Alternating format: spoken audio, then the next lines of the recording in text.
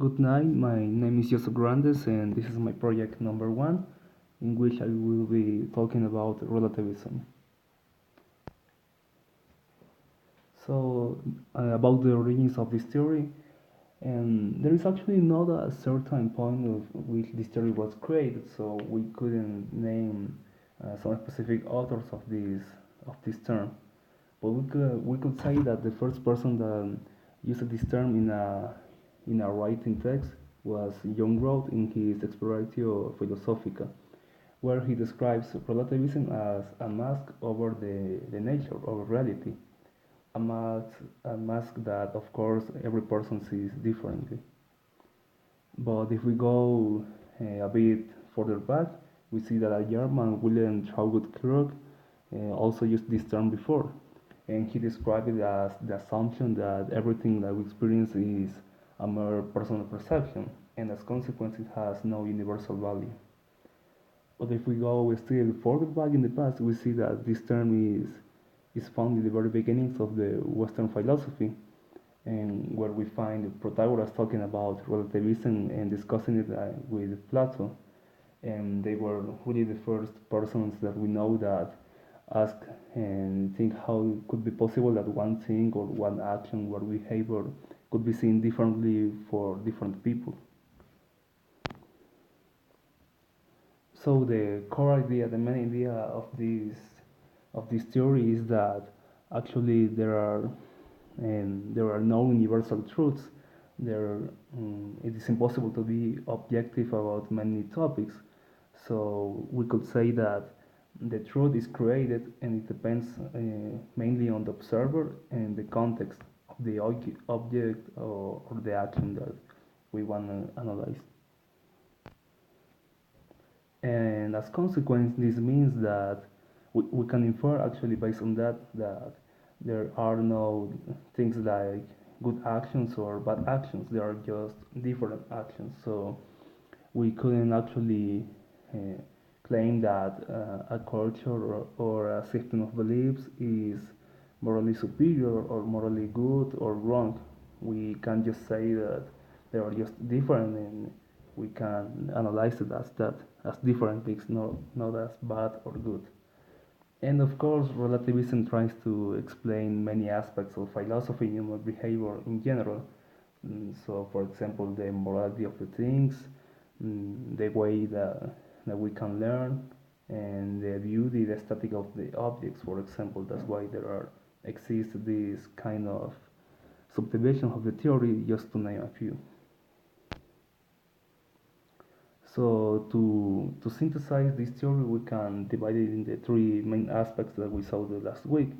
So the ontology of this theory is that there is not a unique truth. There is not an absolute truth or something like that. There are just many truths or many valid point of views as a reality. And the epistemology, as consequence, it will be that knowledge vary depending on the observer and the context. So knowledge is actually created through the experience of the people, not analyzing the world. And as consequence of that, also the axiology would be that, as we said before, all actions or all objects can be considered equally ethical or aesthetic. We couldn't say that an object is more beautiful than other, or an action is good or morally superior than other. There are just different things. It is relative. So a personal example or experience of relativism I could talk about related to the class was about my cultural encounter in Barcelona last summer that we made an international architecture workshop there in Barcelona for 1 month. And what I could see about the people in general there is that they value a lot the quality of the results rather than if they are obtained in a short amount of time or a long amount of time.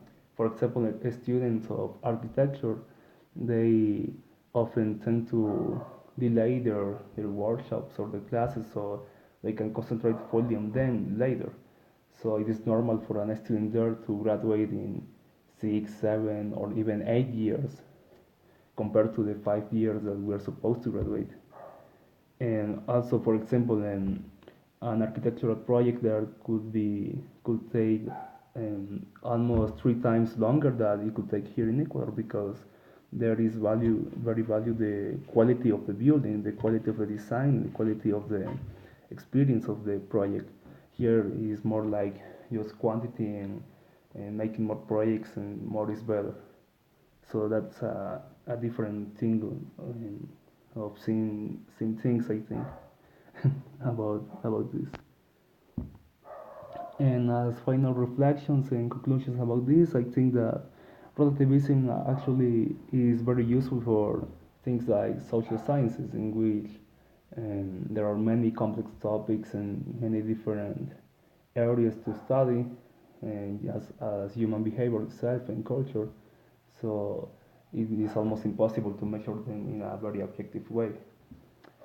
And nevertheless, there are also some areas in which I don't think relativism could be useful, not as useful as, for example, realism, and for example, in a scientific study or scientific research, where there is still an objective point of view of the reality of the world.